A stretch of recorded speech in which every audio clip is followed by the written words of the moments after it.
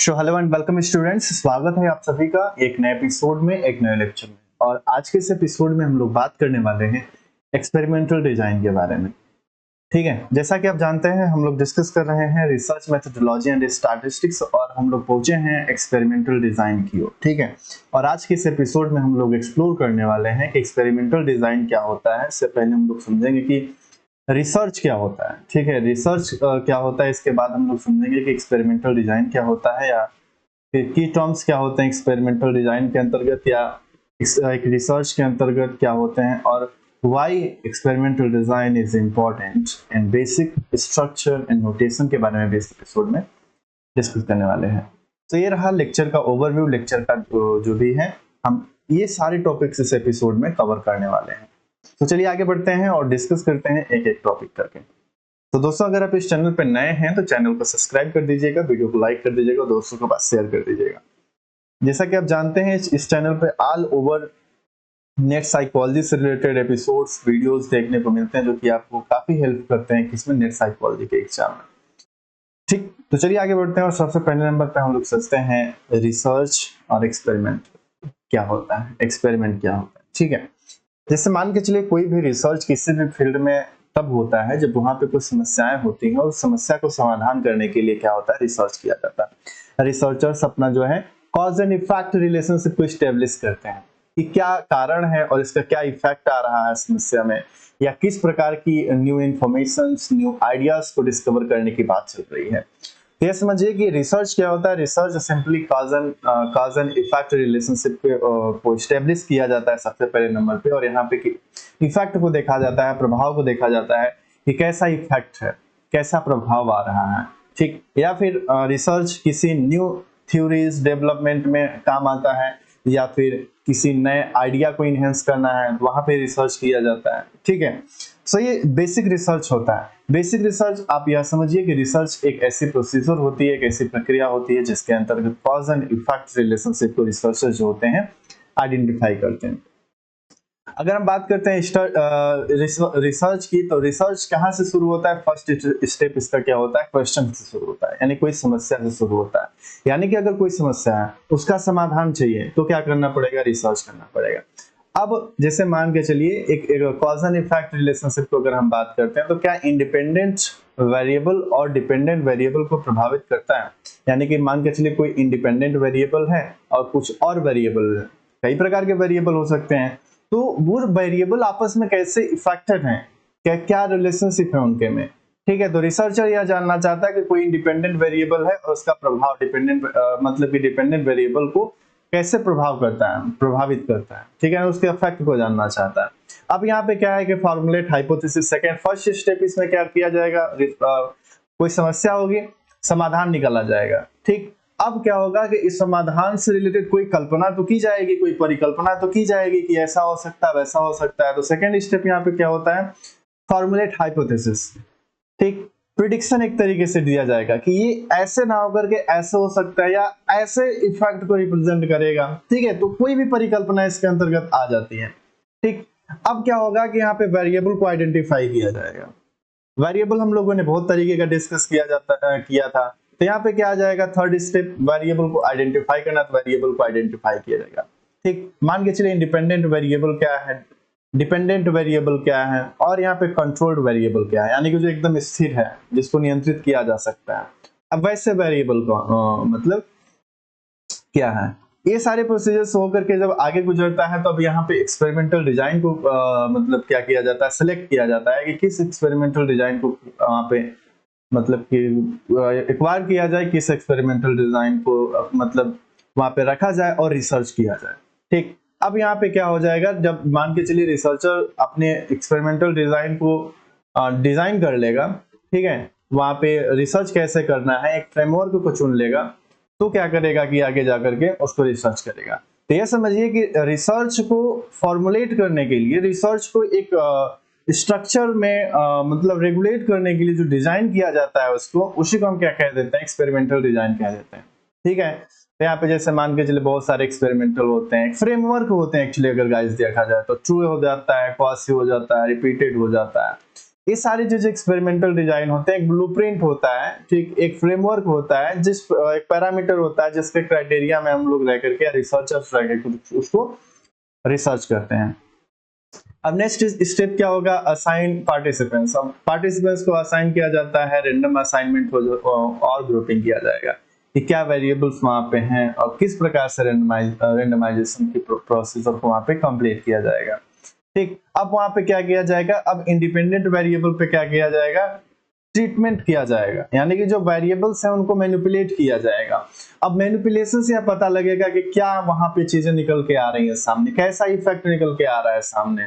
तो मान के चलिए यहाँ पे क्या चलेगा, ट्रीटमेंट चलेगा और वेरिएबल को मतलब क्या किया जाएगा, मैनिपुलेट किया जाए उसको। ठीक, अब इसके बाद जो मेजर आउटकम निकलेगा उसको रिकॉर्ड किया जाएगा, उस डेटा को रिकॉर्ड किया जाएगा और फिर इसके बाद उसको स्टैटिस्टिकली फॉर्म में एनालाइज किया जाएगा कि क्या कॉन्सिक्वेंस या क्या कंक्लूजन निकल रहे हैं उस चीज को। स्टैटिस्टिकल फॉर्म में उस चीज को क्या किया जाएगा, एनालाइज किया जाएगा। फिर इसके बाद हाइपोथेसिस को क्या किया जाएगा, जो पहले प्रिडिक्शन दी गई थी उसमें क्या किया जाएगा कि उसको कंपेयर कराया जाएगा, इंटरप्रेट कराया जाएगा। अब रिजल्ट क्या कहता है, क्या हाइपोथेसिस जो थी उसको सपोर्ट करता है कि ना, मतलब नहीं करता है, इस चीज को चेक किया जाएगा। और फाइनल जो होता है कॉज एंड इफेक्ट एस्टेब्लिश कर दिया जाएगा कि जो कारण है वो एक्चुअली है या नहीं है। इस तरीके से कॉज एंड इफेक्ट एस्टेब्लिश और रिजेक्टेड, यानी कि एस्टेब्लिश है कि रिजेक्टेड है, कि ऐसा कोई कॉज एंड इफेक्ट वहां पे एग्जिस्ट नहीं करता। ठीक है, फिर इसके बाद उसको क्या कर दिया जाएगा, रिपोर्ट के फॉर्म में पब्लिश कर दिया जाएगा। ठीक है, तो ये होता है बेसिक रिसर्च का। पहले नंबर पे इसमें क्या होता है, रिसर्च क्वेश्चन से शुरुआत होते हैं। सेकंड, इसमें हाइपोथेसिस को फॉर्मुलेट किया जाता है, फिर वेरिएबल को आइडेंटिफाई किया जाता है, फिर इसके बाद एक फ्रेमवर्क होता है कि कैसे एक्सपेरिमेंट को एग्जीक्यूट करना है। और यही फ्रेमवर्क क्या होते हैं, ब्लूप्रिंट जो होते हैं क्या कहलाते हैं, एक्सपेरिमेंटल डिजाइन कहलाते हैं। ठीक है, फिर आगे प्रोसीजर किया जाएगा, फिर वहां पे वेरिएबल्स को मैनिपुलेट किया जाएगा, एनालाइज किया जाएगा स्टैटिस्टिकल फॉर्म में। वहां पे चीजों को, डेटा को एनालाइज करने के बाद जो उसका परिणाम निकलेगा उस चीज को ये मतलब फिर चेक किया जाएगा कि क्या कॉज एंड इफेक्ट है या नहीं है। ठीक है, तो ये गाइस हो जाता है आपका एक्सपेरिमेंटल डिजाइन या रिसर्च के अंतर्गत आता है। ठीक है, तो ये मान के चलिए कि एक्सपेरिमेंटल डिजाइन क्या होता है। तो experimental design a plan a blueprint, एक ब्लूप्रिंट होता है फॉर कंडक्टिंग अ रिसर्च, की रिसर्च को कैसे कंडक्ट करना है। ठीक, तो आप ऐसे समझिए कि एक्सपेरिमेंटल डिजाइन क्या होता है, किसी भी रिसर्च को कंडक्ट करने के लिए एक ब्लूप्रिंट होता है, एक प्लान होता है, एक सिस्टमैटिक प्लान होता है कि इस प्लान को फॉलो करके, इस सिस्टमैटिक पैटर्न को फॉलो करके ही एक्सपेरिमेंट को किया जाना चाहिए। वो पैटर्न जो है, वो ब्लूप्रिंट जो है, वो क्या है, एक्सपेरिमेंटल डिजाइन है। वो एक तरीके से क्या प्रेफरेंस कर रहा है, ब्लूप्रिंट को प्रेफरेंस कर रहा है। ठीक है, और experimental design help in establishing cause and effect relationship, और ये कार्य कारण सिद्धांत को एस्टैब्लिश करने में क्या करता है, मदद करता है। Ensure control over extraneous variable, और उसमें जो एक्सट्रेनियस वेरिएबल होते हैं उसमें कंट्रोल, उसका नियंत्रण भी सुनिश्चित करता है एक्सपेरिमेंटल डिजाइन की। ऐसे कौन कौन से एक्सट्रेनियस चीजें हैं, बाई चीजें हैं जो कि वेरिएबल को मैनिपुलेट करते टाइम पे उसको इफेक्ट डालती है। तो मान के चलिए experimental design ensure control over extraneous variable. Okay, next, provides systematic data collection and analysis. Experimental design provides systematic and collection of analysis. ठीक है, डेटा कलेक्शन को क्या करता है, सिस्टमैटिक तरीके से प्रोवाइड करता है, सिस्टमैटिक तरीके से एनालिसिस करने में हेल्प करता है आपका एक्सपेरिमेंटल डिजाइन। तो आप समझिए एक्सपेरिमेंटल डिजाइन क्या है। एक्सपेरिमेंटल डिजाइन एक ब्लूप्रिंट है, एक प्लान है जिसके थ्रू क्या होता है कि रिसर्च को कंडक्ट किया जाता है, रिसर्च को एग्जीक्यूट किया जाता है। और experimental design cause and effect को एस्टैब्लिश करने के लिए क्या करता है, हेल्प करता है, और एक्सट्रेनियस वेरिएबल को क्या कंट्रोल करने के लिए भी हेल्प करता है, और सिस्टमैटिक डेटा कलेक्शन और एनालिसिस में भी हेल्प करता है, प्रोवाइड करता है। ठीक है, एक्सपेरिमेंटल डिजाइन आपको समझ में आ गया होगा। आई होप इसमें कोई डाउट नहीं होगा। आगे बढ़ते हैं और इसमें की टर्म्स के बारे में डिस्कस करते हैं। तो एक बेसिक एग्जांपल से लेकर के चलते हैं। तो रिसर्च प्लान एक्सपेरिमेंट में अगर हम देखें तो मान के चलिए यहाँ पे क्या की टर्म्स होते हैं। पहले नंबर पे वेरिएबल्स होते हैं।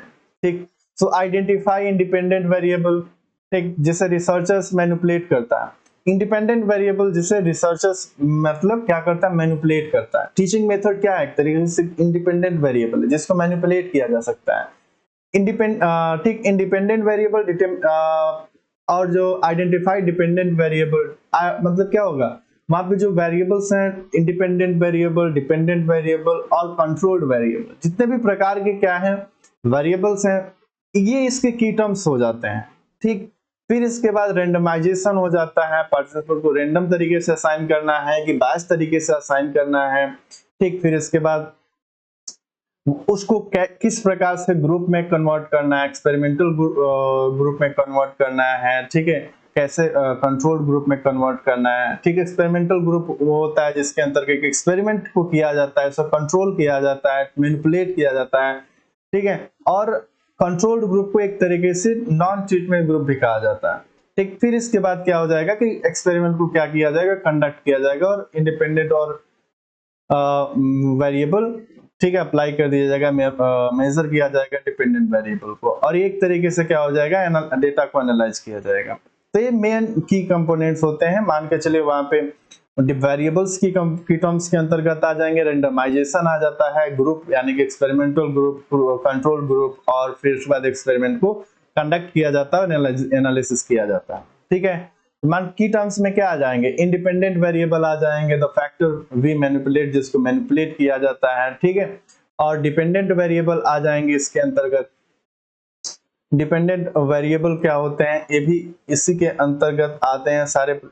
ठीक, और कंट्रोल्ड वेरिएबल, फैक्टर, इसमें डिपेंडेंट वेरिएबल क्या होता है, डिपेंडेंट वेरिएबल कोई आउटकम हो जाता है। जैसे मान के चलिए टीचिंग मेथड है, टीचिंग मेथड से डिफरेंट टीचिंग मेथड का इस्तेमाल किया जाएगा, इसको मैनिपुलेट किया जाएगा, जो इसका रिजल्ट आएगा, जो इफेक्ट देखने को मिलेगा, वो क्या हो जाएगा, डिपेंडेंट वेरिएबल हो जाता है। कंट्रोल्ड वेरिएबल हो जाता है जो कांस्टेंट होता है, जिसको कोई भी परिवर्तन नहीं किया जाता है, कांस्टेंट, वो क्या हो जाता है, कंट्रोल्ड वेरिएबल हो जाता है। रेंडमाइजेशन, ये भी एक की टर्म्स के अंतर्गत आता है कि ग्रुप को कैसे मतलब रेंडमाइज करना है, रैंडम असाइनमेंट करना है, कि उसमें बायस्ड रूप से पार्टिसिपेंट को क्या करना है, एक्वायर करना है। ये सारी चीजें क्या हो जाती है, की टर्म्स के अंतर्गत आ जाती हैं। ठीक है, और controlled group of base line comparison करने के लिए इस्तेमाल किया जाता है। ठीक है गाइस, तो why experimental design is important. So जो एक्सपेरिमेंटल डिजाइन होते हैं प्रूव्स कॉज़ुअलिटी, कार्य कारण सिद्धांत की क्या करता है, ये संबंध को सिद्ध करता है आपका experimental design. Controls extraneous variable, बाह्य चरों को नियंत्रित करता है एक्सपेरिमेंटल डिजाइन। ठीक है, और इंक्रीजेस इंटरनल वैलिडिटी, आंतरिक वैधता को भी बढ़ाने में क्या करता है, मतलब मदद करता है एक्सपेरिमेंटल डिजाइन।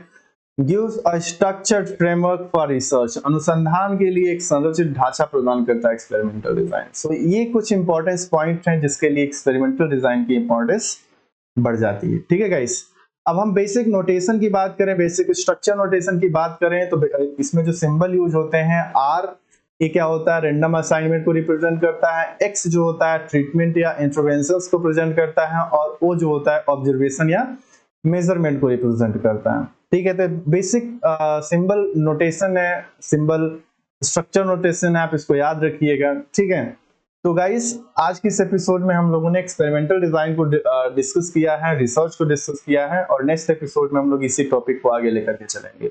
तो आज के इस एपिसोड में बस इतना ही, मिलते हैं नेक्स्ट एपिसोड में। आज के लिए बस इतना, बाय बाय गाइस।